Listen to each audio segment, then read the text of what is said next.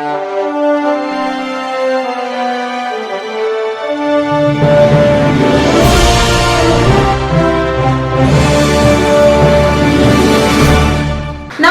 मी Shweta Pawar. City TV लाईव्हच्या बातमीपत्रात आपलं स्वागत आहे. सोलापूर शहर आणि परिसरातील वाहतूक कोंडी सोडवण्यासाठी व अपघातांचे प्रमाण कमी करण्यासाठी केंद्रीय रस्ते वाहतूक मंत्री नितीन गडकरी यांनी 1455 कोटी रुपयांच्या विविध विकास कामांना हिरवा कंदील दाखवला आहे. यामध्ये प्रामुख्याने 33 किलोमीटर लांबीच्या रिंग रोडचा समावेश असून आमदार देवेंद्र कोठे यांनी केलेल्या मागण्यांना मंत्र्यांनी तात्काळ मंजुरी दिली. महत्त्वाचे विकास प्रकल्प: 1455 कोटींचा रिंग रोड. शहरातील 5 प्रमुख महामार्गांना जोडणाऱ्या 60 मीटर रुंद रिंग रोडमुळे भाविक, पर्यटक आणि स्थानिक प्रवाशांचा प्रवास सुखकर होणार आहे.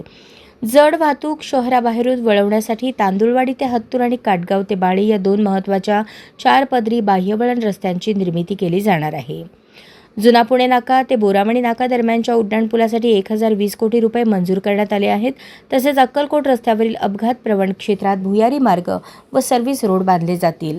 आमदार देवेंद्र कोठे यांनी अक्कलकोट दौऱ्यावर असलेल्या नितीन गडकरी यांची भेट घेऊन सोलापूरच्या प्रलंबित प्रश्नांबाबत निवेदन दिले होते.